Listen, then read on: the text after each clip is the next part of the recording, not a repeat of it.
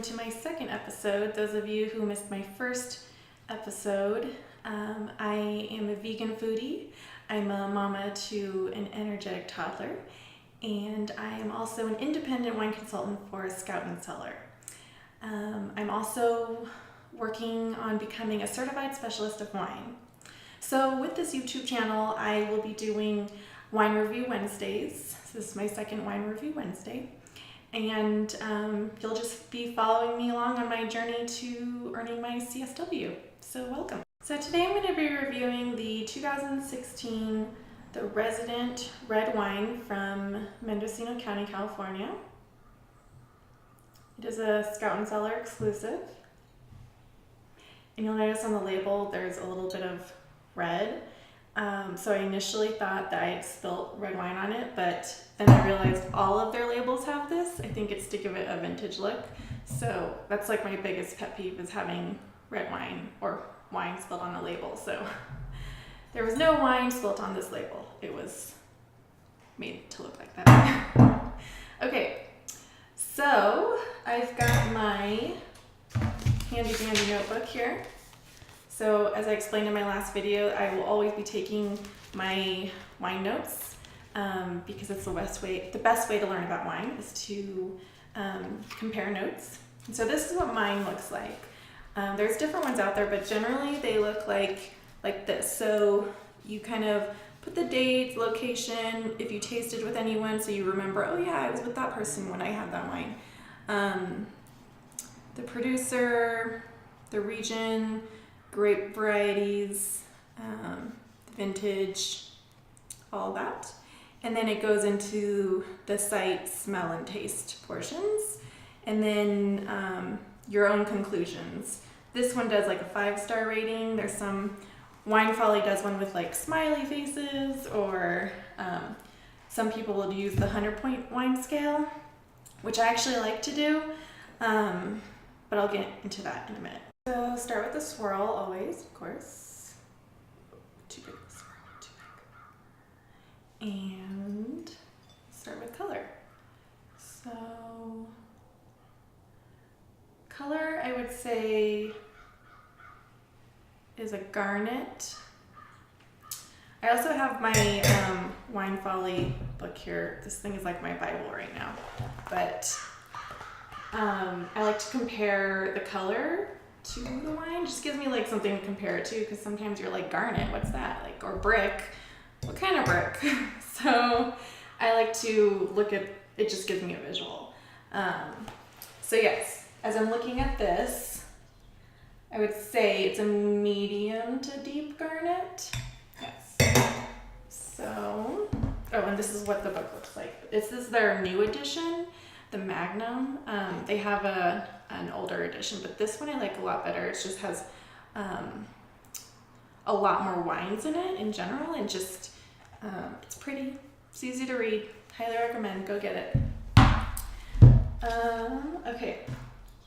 So color, yes, medium deep, garnet, clarity. So remember, all of Scout and Cellar wines are do not go through a refining process, meaning they do not try to refine the clarity of wines, because typically they use unnatural products to do that. And so there might be a little bit of haze in these wines, but it does not change the taste by any means. So, I mean, slight haze, very minimal still, you can see. Okay. Slight haze. All right, now on to smell.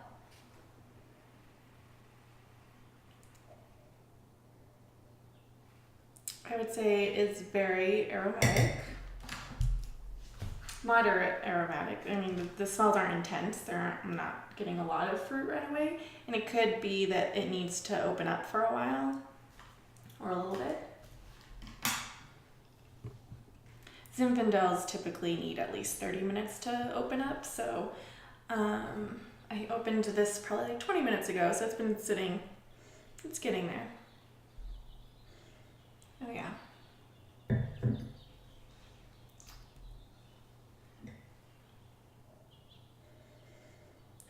So I smell berry and spice and a little bit of vanilla. So I'm gonna write that down.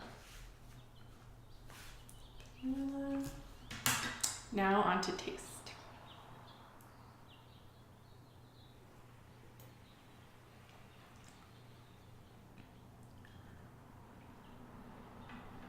So taste, I would say it's off dry. There's definitely some presence of tannins. Tannins, you can tell typically by the dryness in your mouth when it tastes like super dry, when it leaves it really bone dry. It's usually a wine that's high in tannins. White wines typically do not have a lot of tannins. It's more prevalent and pronounced in red wines. So medium to off dry, I would say. Body, I would say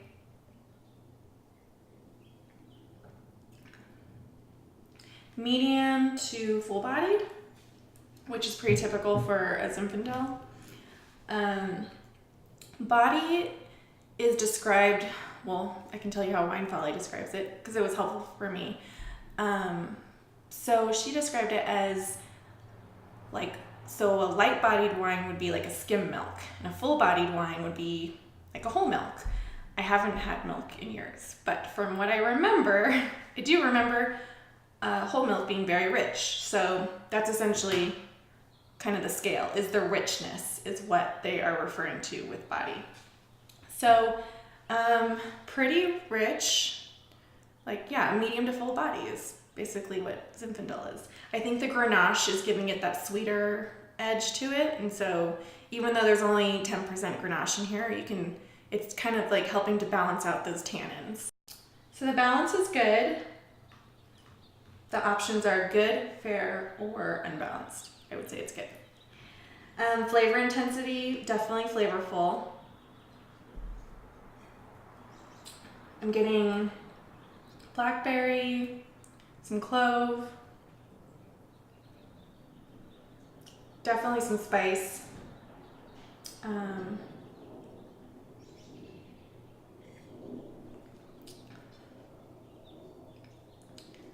Jammy. I think that's where the berries are coming from. So rating. I like to use the 100-point rating scale, which I learned from James Suckling's masterclass. I actually met him in San Francisco at the Great Wines of Italy, which is really cool. You can look at my Instagram, got a photo with him.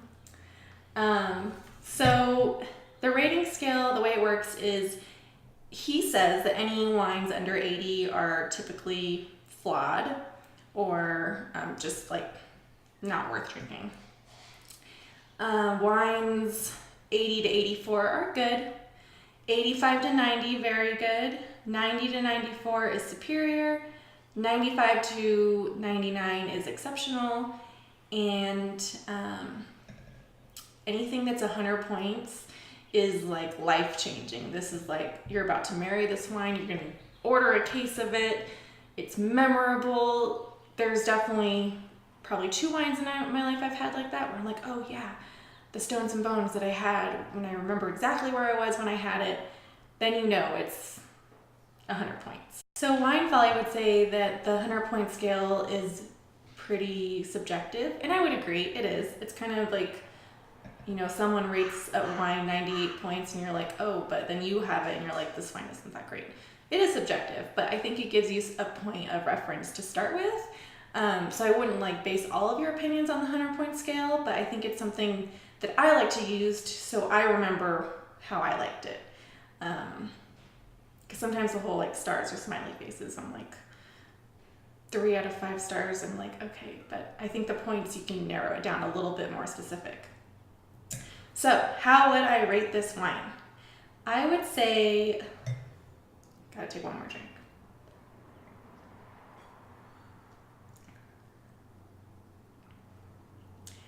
I would give this wine a 90. I think it's a good, easy porch drinking wine. It's like you have some friends over and you, this is something probably everyone can enjoy.